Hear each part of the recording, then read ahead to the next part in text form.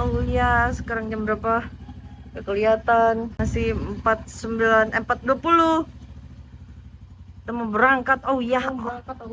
Halo semuanya, welcome back to my channel. Asli udah lama banget gak upload video. Jujur hari ini rasanya agak kaku depan kamera, tapi hopefully kalian tetap enjoy ikutin perjalanan aku kali ini. Oke, let's go. Kali ini kita mau touring santai ke ujung genteng. Jalanan masih lenggang banget dan udara dinginnya tuh juara. Rute pertama kita ambil jalur Ciwidey. Pas awal nyampe Ciwidey tadi kita udah berhenti dulu buat isi bensin dan subuhan dulu. Dan kita lanjutin perjalanan. Gila sih, Ciwidey indah banget bro. Jadi kita lagi rest area pertama sambil lihat surprise di sini. Apa stop ya, kalau matahari terbenam namanya apa? Samsat. Good. Kita ini lagi pesen apa, coba tebak kita sarapan apa? Iya betul, Indomie, sehat sekali. Nah, tadi kita udah rest dulu buat sarapan dan lanjut perjalanan lewat Naringgul. And trust me, jalur Naringgul ini pemandangannya gak kalah estetik sama Ciwidey. Dan jalannya mulus banget. Belok-belok sih, tapi mulus gitu loh. Jadi enak banget buat manjain mata pas lagi riding gitu. Tapi ya yang namanya juga perjalanan gak lengkap kalau gak ada dramanya. Sekitar jam 8 pagi mood aku udah ditarik turun karena tiba-tiba Pak Su kemasukan urusan kerjaan yang di luar dugaan banget Ongel. Dan akhirnya apa, harus berhenti-berhenti jalan. Terus nungguin urusannya tuh hampir 2 jam, kebayang gak sih lagi seru-serunya terus harus ke pause lama kayak gitu. Sangat tidak cihuy. Setelah segala drama yang ada, sebenarnya ini drama masih berlanjut, cuman waktu udah nunjukin jam makan siang. Akhirnya kita berhenti dulu buat makan siang. Aku sampai lupa videoin makanannya dan rumah makannya karena saking udah bete. Tapi intinya depan rumah makannya itu ada ini loh, ada monyetnya dan dikandangin. Nah, setelah kita makan siang di Kertasari ini, niatnya adalah langsung gaspol aja gitu kan. Plot twistnya Pak Su harus Zoom meeting. Yap, bener, Zoom meeting. Kalian bayangin aja. Bayangin di sini aku betenya udah kayak apa. Akhirnya setelah diskusi, Dinda dan Novaldi lanjut aja duluan. Sementara aku ya diam terpaksa nungguin si Zoom meeting itu beres. Dan yap, itulah yang aku rasakan sepanjang perjalanan kemarin pas berangkatnya. Akhirnya aku bisa lanjutin perjalanannya lagi tuh sekitar jam 4 lebihan gitu.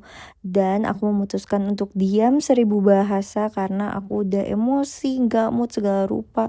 Padahal dalam perjalanan itu tuh jalannya tuh bagus banget, kayak memanjakan mata. Tapi ya gimana, mood akunya udah habis, bener-bener energi aku juga udah habis, training parah, udah emosi, udah gak tahu harus ngapain lagi. Rencananya di awal itu jam makan siang seharusnya kita udah sampai di Surade, tapi kenyataan berkata lain. Akhirnya aku dan Pak Su nyampe ujung gentengnya jam 5 sore lewat malah. Tapi untungnya kita langsung ketemu lagi sama Dinda dan Opang dan diarahin ke Cafe Moana.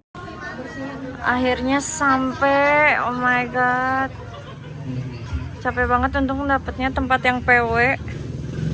Udah nyampe di Moana. Di sini kita gantian buat main-main ke pantainya, tapi aku lebih milih buat diem di cafe aja dulu, healing sejenak, stabilin emosi, mood, dan recharge energi juga setelah seharian ini penuh ujian kesabaran di jalan. Pokoknya makasih banyak buat pasangan ini karena udah berhasil mencairkan suasana dan menenangkan aku. Jadi perasaan aku ini langsung better. Habis mood balik stabil dan puas foto-foto di pantai, akhirnya kita geser dari Moana Cafe ke Pantai Cibuaya buat makan malam. Kita cobain rekomendasi dari TikTok, namanya Warung Tiga Putri. Tempatnya pas banget di pinggir pantai dan nyaman banget. Tapi ternyata kita agak salah strategi. Harusnya kita tuh via WA dulu pesennya. Jadi pas kita datang tuh udah siap. Karena semuanya tuh fresh dan dibuat dadakan, kita dikasih estimasi nunggu 2 jam. Cuman ternyata nggak se-2 jam itu kok, palingan kayak sejam setengah lebih dikit lah ya.